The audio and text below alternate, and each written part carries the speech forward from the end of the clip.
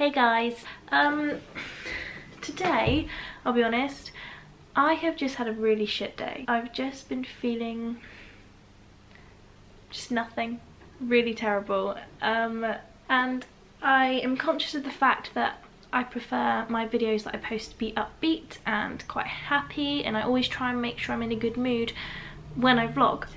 But I'm also conscious of the fact that I always said I wanted to keep my channel real. And I do quite often get messages from people just saying, how do I cope with certain things? And I don't ever want to give off like this image that I don't ever struggle and have dark days, because probably 60% of my days are still quite tricky in terms of me trying to stay afloat. Having said that, I have been in and out of kind of the mental health support that is available through the NHS, through my doctor, getting me to go to certain places and different mental health teams seeing me. As I've said in previous videos, I went to an eating disorder clinic in Marlborough, and they were, you know, they weren't unhelpful, but I was very conscious of the fact I felt like I was doing most of the work on my own, kind of, and was the only one supporting me when I felt like they should have been supporting me a bit more. My kind of experiences with different support for mental health has been really kind of back to front, I think, and a bit kind of all over the place. I'm not trying to be negative about the NHS and what they have to offer, but just me personally, I haven't really had very good experiences, and I'm sure that's not the case for many people, but just for me, perhaps the right help wasn't available to me, I guess. I went to obviously the eating disorder clinic in Marlborough, but before that I had been to see a private therapist who specialised in cognitive behavioural therapy, to try and help me with body image and I guess to help me work through my anorexia and purging disorder. But when I was with him, we had our first session together, which was an hour where we were just chatting, and at the end of it he just said to me, "I'm really sorry, but you're too sick, you're too poorly for me to help you, come back when you're better." And I remember thinking, that's weird, what am I supposed to do then, because I've come to you for help because I don't know how to help myself. If I knew how to help myself, I wouldn't be sat here skin and bones talking to you. Then time went past and I ended up with the eating disorder clinic in Marlborough, where they discharged me because they were very aware of the fact that I was making a lot of progress off my own back. And I've also been to the doctor for my mood swings and blah blah blah, which again I've said in videos previously.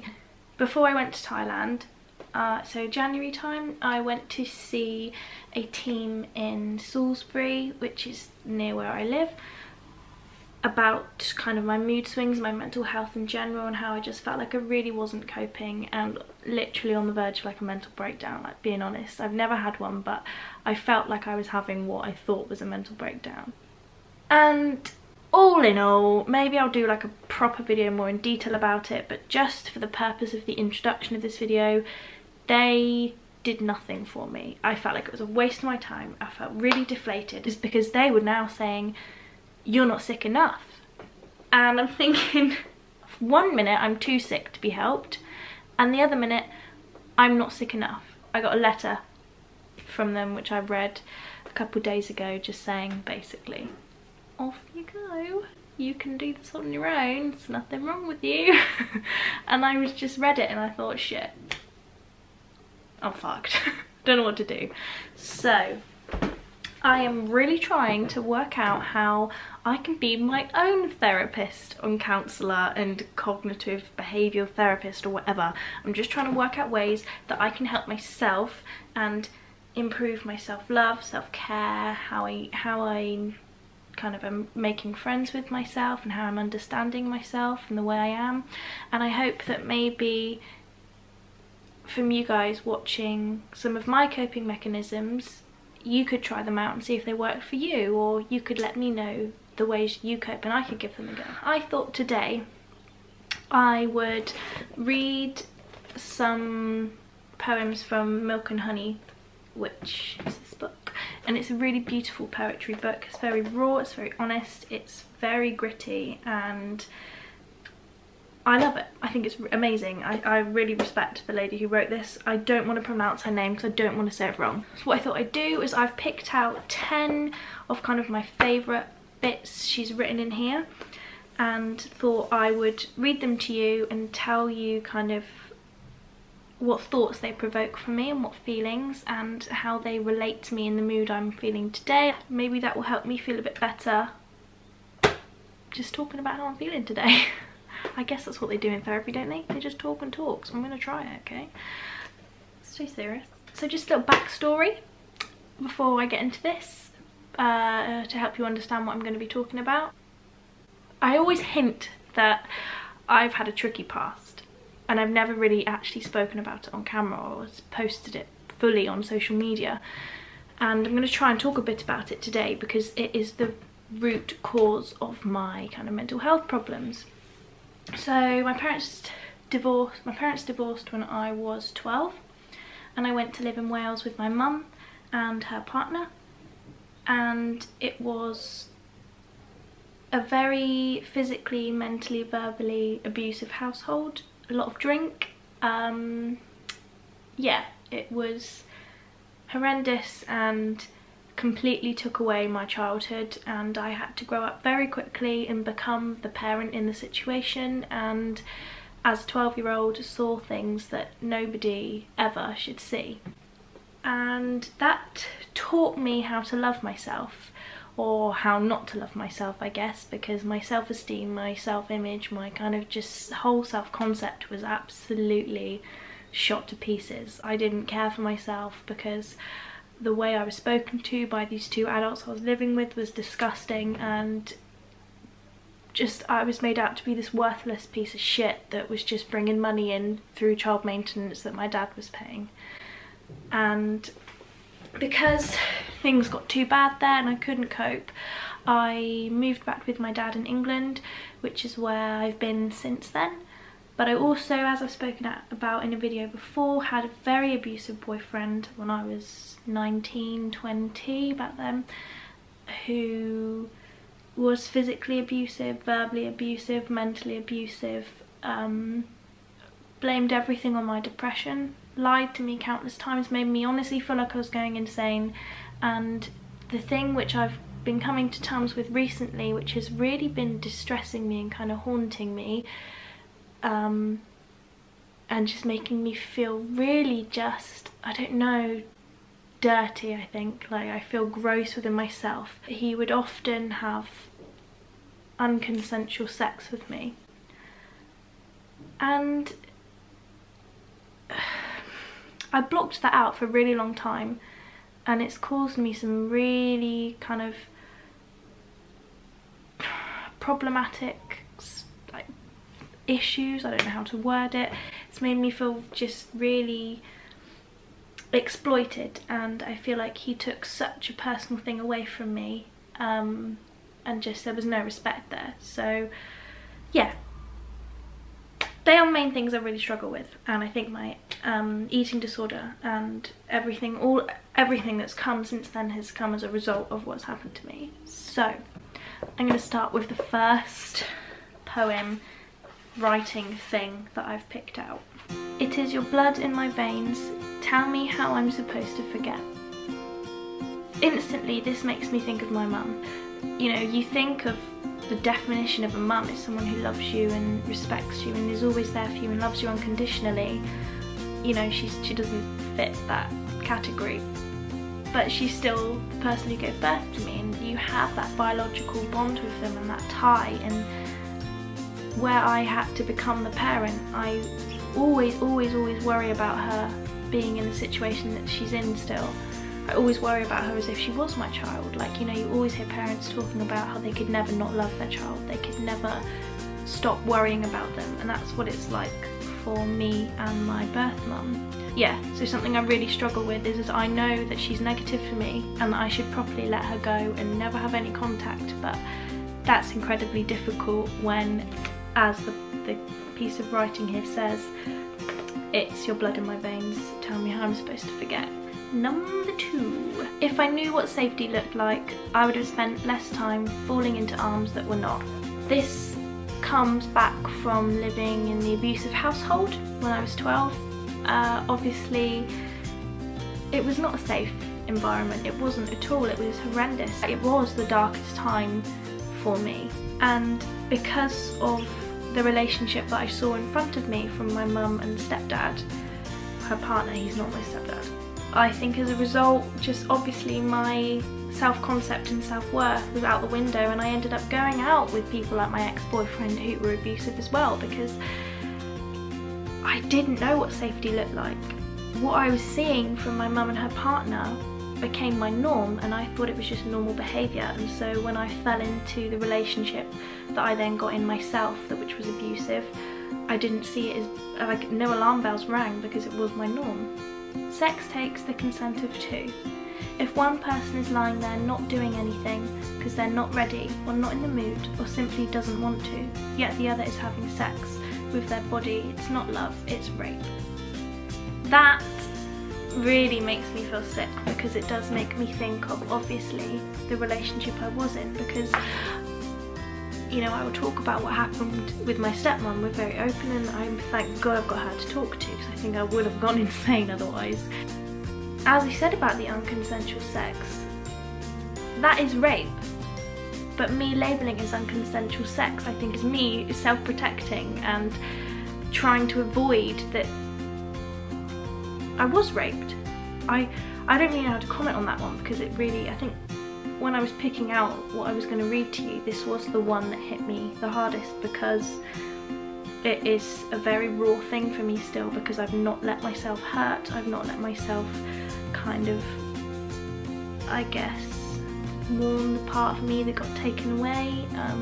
I've not come to terms with it, so I find that the most difficult to talk about.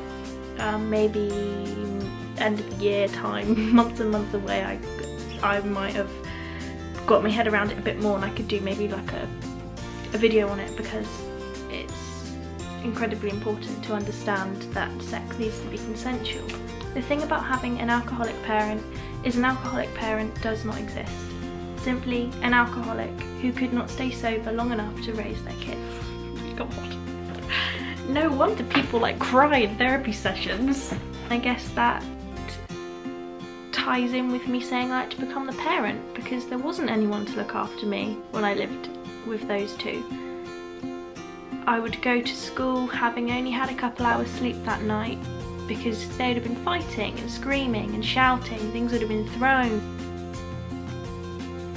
You know, I'd miss school to pick up the pieces.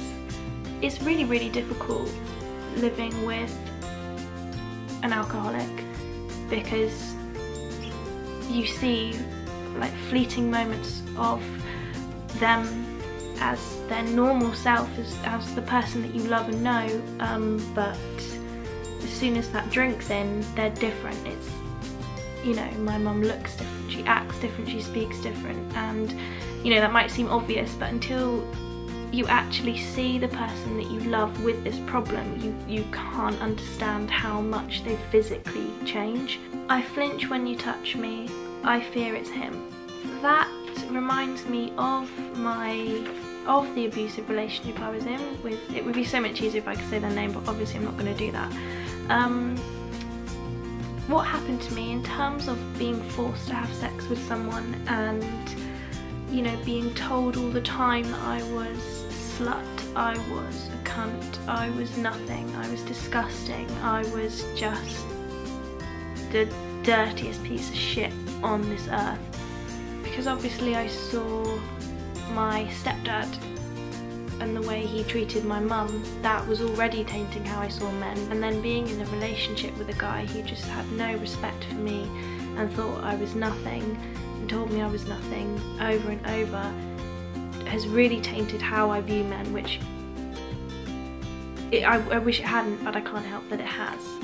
It kind of cut deep and has scarred me, I guess, and I get really nervous about ever being intimate with another guy, because in my mind I feel when it comes down to it, I'm only going to be doing it because I think I have to, not because I want to. I don't know, that just makes me feel really uncomfortable. I didn't leave because I stopped loving you. I left because the longer I stayed, the less I loved myself. That is kind of what I would say to my mum, you know, if she's watching. That's why I left home. That's why I left the house we were living in. Wouldn't call it a home at all, really. A home, you know, I think is a feeling. It's where love is, it's where your safety is, and we just lived in a house. I think if I'd have stayed there, I really don't think I'd still be alive. I think I would have killed myself, and that is really horrible to say, but that is the truth. And I think when you are in such a toxic environment, you need to remove yourself, because it's the safest thing for you to do. I don't know why I split myself open for others, knowing sewing myself up hurts this much afterwards. And that's so true. Why do we let other people talk to us like shit, treat us like shit, when we know at the time it's wrong? You're thinking, hang on, why are you saying this to me? I don't deserve this. But you carry on letting them say this stuff to you because you love them, or you think you love them, or you think they love you. And you let them do it because you don't want to rock the boat. But you're the one who has to be left with the emotions and the feelings and pick yourself back up and put yourself back together again. The more you split yourself open, the deeper and the bigger the scar's going to be, and the more prominent. I am water, soft enough to offer life, tough enough to drown it away. Instantly reminds me of myself and my mental health. I can give myself a life. I can make the best of my situations, learn to love myself more, really throw myself into the things I love. But on the days where my mental health is really difficult, and you know, I've spoken before about suicide, they are thoughts that I do have a lot when I'm in a dark place, and it's a very powerful thing when you realise that you decide which way it's going to go, and you have the power to do both. It's really, really freaky. The world gives you so much pain, and here you are making gold out of it. I love this one because, you know, we all go through terrible times, we all face trauma, no matter how big or small. I don't think you can ever compare people's traumas to each other, because you don't know how it affects the person, you don't know how it leaves them feeling, but we all get through it. You will get through it, even the times when you think, I can't, I just physically, mentally, I can't get through it, I can't take any more of this. You know, if you just hold on, if you just keep going, you're going to come through it the other side, and you're going to feel incredible, and you're going to realise that you are gold, and you know, you just have to make of your life what you want. Give to those who have nothing to give to you. Yes, I'm really against the mindset of giving to receive. I never think that should be the reason why you give, and I think we've all got so much to offer, and we can all learn so much from each other. I just wanted to try out a different form of kind of self-therapy, I guess, and I think it's really important to try and do things that provoke thoughts and maybe help certain memories or mindsets or whatever to be unlocked in your brain, because we're very good at locking things away and pretending things aren't happening, which is never going to help us move past them and through them and learn and grow as people. You know, reading things like poetry, like Milk and Honey, which are very raw, they're very kind of disturbing, some of them. It's putting yourself into a different thought pattern, which is going to make you think in a different way, to help you maybe think of new ways to cope or to unlock certain feelings. Because I think, you know, I always say you need to feel your feelings, you need to allow it to happen, because you're gonna have to at some point. Do you know what I mean? Yeah, this video was very different. I think I enjoyed it. Well, not enjoyed, that's not the right word at all. I think I found it helpful, and I'm feeling maybe better in the sense that I feel like I've got more off my chest, because I find it very difficult sometimes to really open up to actual people. So I find talking to you through the camera kind of easier because it's less intimidating, I guess. Yeah, let me know what you thought of this video, and let me know if you try something like this out yourself. Let me know if you can recommend any poetry books, anything, yeah. My inbox is always open, and remember, you are worth all the happiness in the world, and you can get through the bad days even when you think you can't. I promise you. Bye!